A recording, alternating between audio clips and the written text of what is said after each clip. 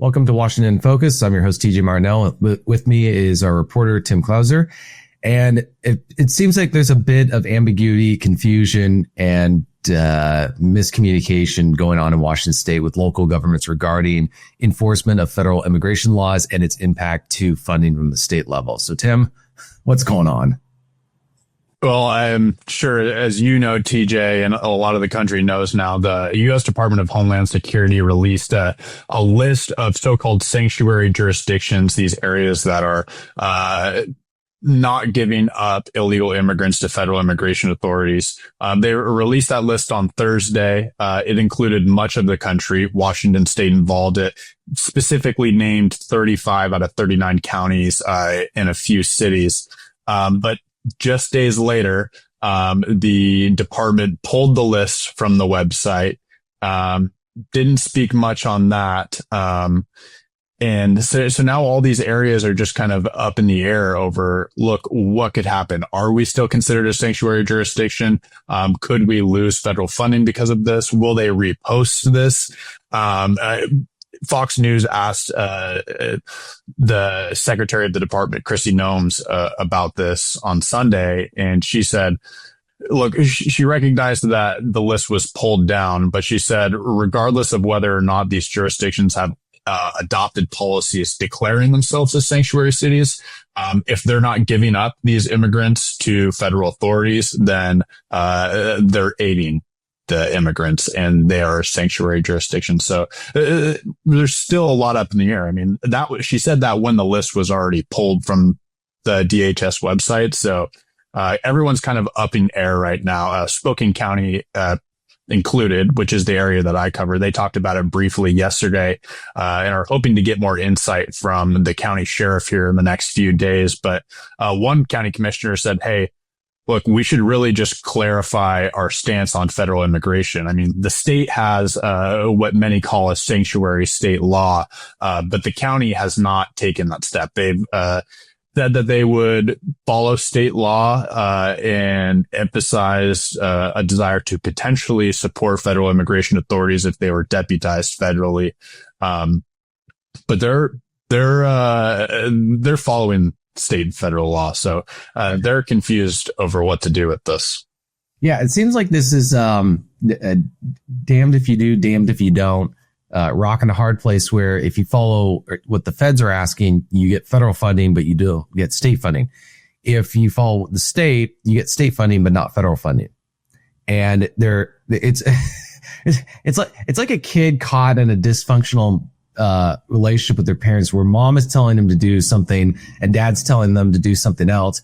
And they're going to get in trouble with somebody depending on no matter what they do, because they're going to be running afoul of somebody who's higher up on the totem pole as far as, power and authority. It almost seems like this is something that the states need to either reconcile or come to terms with the feds and vice versa, instead of trying to use instead of having local governments act as proxies for this bigger issue of, as far as immigration enforcement, because, you've got the issue of the state saying, you can't notify federal authorities if you have an illegal immigrant in your, custody who's been arrested on charges that are unrelated to their immigration status. And they're not even allowed to ask them for their immigration status, are they? No, I don't think they are, unless it relates to an immediate danger to the community. Yeah. But yeah, I mean, some jurisdictions are trying to protect their federal funding. Right. Spokane Valley, for example, right next to the city of Spokane, which passed a resolution affirming the state sanctuary state law. Spokane Valley, they did the opposite. They passed a resolution that specifically says, hey, we are not a sanctuary city. And when they passed it, the city said, look, this complies with state and federal law, but there is a provision in that resolution that says, hey, we'll support federal authorities, including specifically U.S. codes that relate to immigration. So, I mean, even then, like you said before, they're stuck in between a rock and a hard place. And even more so, the state just passed this $100 million grant program. And one of the provisions for receiving the grant money is that you implement policies consistent with the state sanctuary state law. And when I asked the Attorney General's office and the Criminal Justice Training Commission, which would be tasked with setting the criteria for getting the grants and approving the applicants, neither of them could confirm to me whether or not the resolution would disqualify the Valley, which, I mean, just creates other questions. If the county passes a similar resolution or other jurisdictions do across the state, are they going to potentially miss out on this grant funding as well? You know what I find a little ironic about this whole thing is that our state just passed this law about Catholic priests, where if somebody makes a confession to a priest, you know, in the confession booth, regarding, I can't remember the exact provision, but it was this idea: if they confess to certain crimes, the priest had a legal obligation to report it to authorities. So if somebody confessed in the confession booth that they were here illegally, the priest wouldn't have to go there. If they confessed to, say, the local state government, or to, let's say, an illegal immigrant who commits a crime is arrested and he admits that he's here in the country legally, not only do they not have to report that to the feds, but it seems like they can't even tell the feds, like, hey, we've got somebody who shouldn't even be in the country in our custody. So it's this weird reversal of, like, you can't even tell the feds that someone in your custody has admitted to breaking federal law. It's like, and what it's also kind of indicating is, let's say there's somebody who's not in the country legally and they've committed a really serious crime. They've harmed someone. They've killed someone. What this is saying is, because if they're able to report to federal authorities, they're taken into custody, they're probably going to be deported, or they're going to be charged at a federal level, or they're going to be detained at a federal level. By not reporting it, it's basically forcing the community where the crime occurred to basically endure having to deal with this person who shouldn't even be there. I mean, that's effectively what's going on. I mean, tell me if I'm wrong. No, I'll correct you a little bit on that one law, the Catholic priest reporting law. I'm pretty sure that law is specifically is to deal with instances of child abuse and neglect. But I mean, it's still true what you're saying there. I mean, you have immigrants in these communities, some, not all of which have committed crimes. I mean, like the Secretary Kristi Noem said, like she told Fox News, I mean, regardless of whether or not you've personally adopted these sanctuary policies, if you know these people are in the community, and you're not giving them up, if you're not reporting them to us, you're essentially aiding them, right, and protecting them. I mean, that's the thing that seems to be, when they say we're not going to enforce federal immigration laws, that, okay, fine, it's not your job to enforce the law. But if I know a crime has been committed and I don't report it, because if you're in the country illegally, that is a crime. It's like me not paying my taxes. That makes me a tax evader. Or if I find a way to illegally avoid paying taxes and I tell someone that and they don't report it, or they enable it, or they help me break the law in some way. And so it's this weird sense that some people act as though this isn't a crime, and also by not reporting it, they confuse not reporting it with not enforcing it. It's one thing to say, hey, as a state, we're not going to enforce it, but when we do find these people in our possession, we'll let you know so that you can deal with it. Our state's taking it to the next level and saying, not only are we not going to enforce it, but we're not going to even we will not allow our law enforcement agencies to let you know.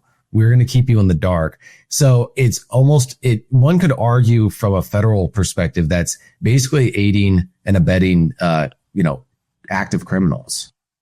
Mm-hmm. I mean, another caveat to this thing is that Washington State, a lot of jurisdictions in Washington State and other states around the country use these surveillance cameras called flock cameras. It allows sheriff's departments, these agencies, to track a vehicle. If it's caught by these cameras, they can see the license plate, see if the driver has warrants out for their arrest, if it's tied to a certain crime, etc.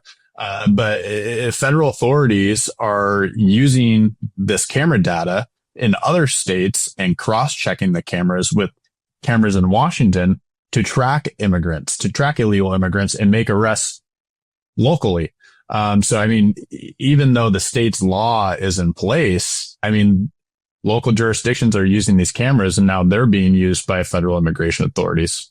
What happened if the feds passed a law saying it is a crime for you to be aware that a person, if it can be proven in a court of law that you were aware that someone was in the country illegally and you didn't report it, it is grounds for arrest and prosecution.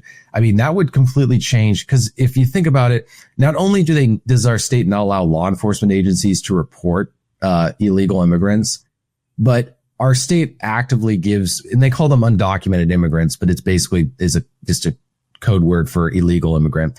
They give them taxpayer dollars through healthcare, through other types of stuff. So not only are they aiding and abetting, they're funding them.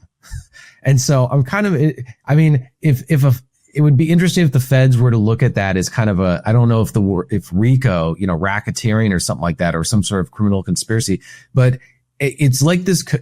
It's like they're not connecting the dots fully, in the sense that we're treating illegal immigration as this quasi crime, but it's not when we don't want it to be. It's more of it's almost this, I don't know. It's really difficult to say, because it's such a weird legal ambiguity at this moment, because if it was any other crime, our state would be in so much trouble. If they said, yeah, we're not going to, if we know that there is an active sex offender in our communities, you are not allowed to notify if it was a federal crime, because this is, illegal immigration. Immigration is a federal law issue. If it was any other federal crime, like counterfeiting, which is, the Secret Service's issue to deal with.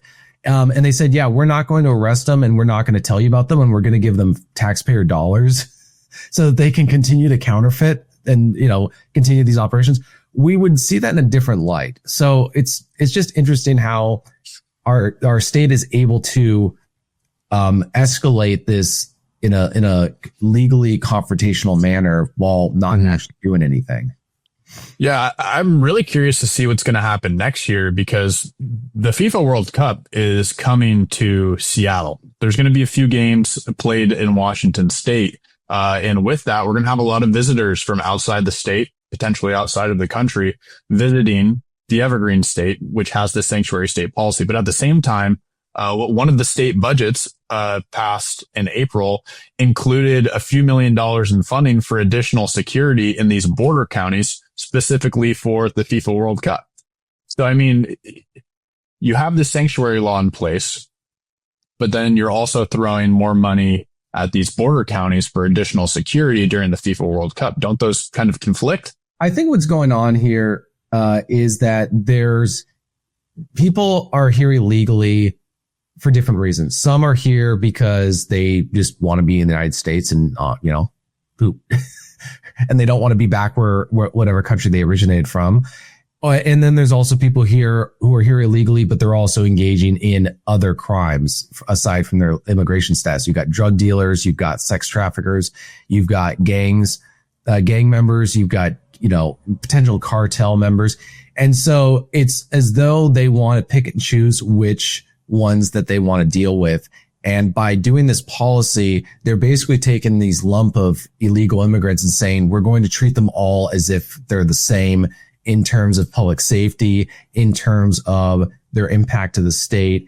And rather than allowing and just letting the feds deal with this thing and not actively undermining the ability of them to enforce federal laws.